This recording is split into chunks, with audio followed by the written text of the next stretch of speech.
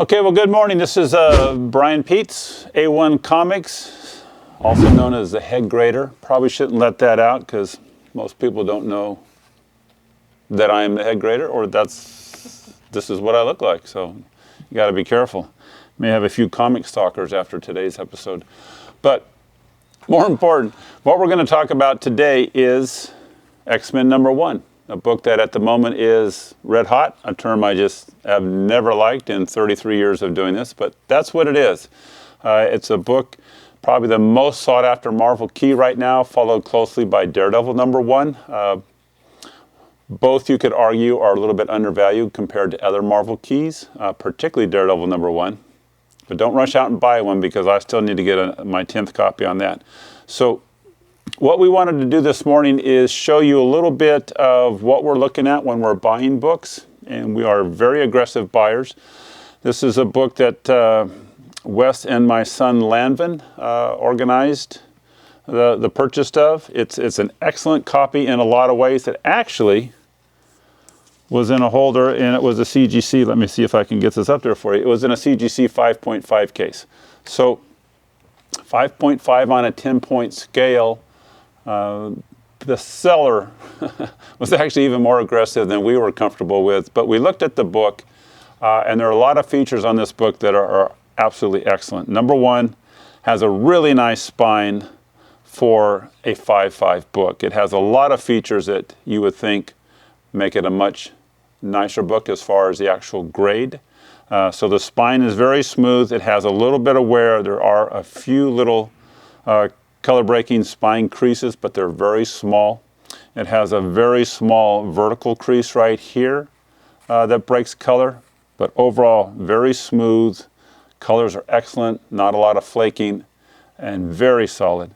The other thing that's to me was immediately noticeable about this book, particularly when you're looking at Marvel keys in the early Marvel books, there's no Marvel chipping at all, which is usually found along this right-hand edge right here. This is a nice smooth cut. It's very clean. No tears, no hint of chipping. That's really nice. The third thing that really stands out on this book is the colors. We've handled a lot of X-Men ones over the years. Anywhere from where a copy like this was just several $100s to now, of course, they're multiple thousands of dollars. But the colors are excellent. The red is very good. The green in this little box is really, really nice, and that's one of the first colors on this cover that fades, along with this purplish background behind Iceman down here. But the yellows, the blues, the reds, they're all very, very strong. The masthead is very strong. So what holds this book back? Why is it only a 5.5? Well, I think there's two major things on this book. #1, it does have a spine roll. And you can see that, I'll leave it up here, but you can see the edges of all the pages coming down here, and that tells you that the book is rolled over to the back a little bit. And when you look at the spine, despite it being such a great spine, you can see that the masthead also curves around to the back. So if you flip the book very carefully,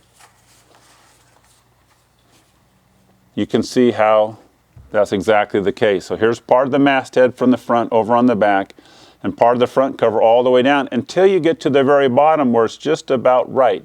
So the book kind of does go off at an angle.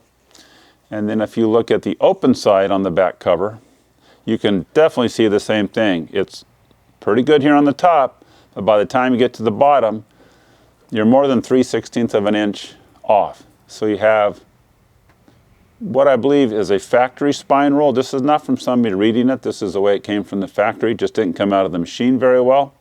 Again, you have very straight edges. Colors are good on the back, not quite as bright as the front, but still very good. The book overall is very clean. It could use a little bit of cleaning in just a few spots, but really very, very nice. And then on the back cover, you do notice that down here at the bottom, there is a tear. So it's something you'd have to be very careful of.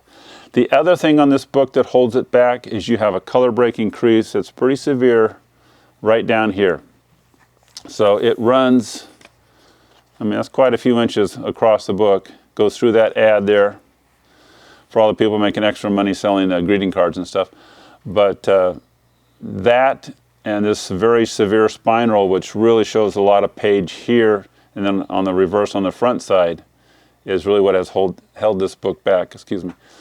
So what we are going to do, it's a little bit risky, but we're going to take a chance. We're going to have this book pressed professionally, no amateur hour here, and see if we can get the book squared up again, so to speak. If we can get rid of the spine roll for the most part and retain all the other positive features that this book has, we think we can certainly increase it by a half point or a point, and that would be fantastic.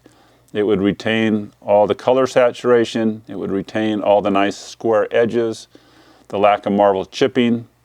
Obviously that's not going to be a factor either. So we'd have a book that looks just as nice as this one, but squared up. We can't do anything about the color breaking crease on the back. That's just the way it's going to be.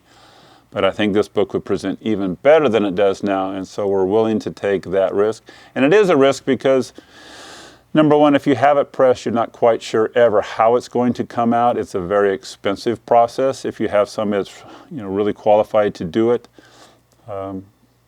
And then the other thing is, it does go back into the grading queue, and you just don't know what they're going to do. It's always a little bit of a guess with CGC or CBCS or any of the grading companies as to how a book's going to come back. We've done so many books. Most of the time we have a pretty good idea how something's going to be graded when we send it off and we get it back. But every now and then you just get something wonky one way or the other, and you just can't believe it. So there's a little bit of inherent risk. There's certainly a lot of cost involved. There's a lot of cost involved in purchasing the book in the first place, but it's something that on this particular book we decided we'd go ahead and take a chance on. So we will let you know when we get it back how it came out.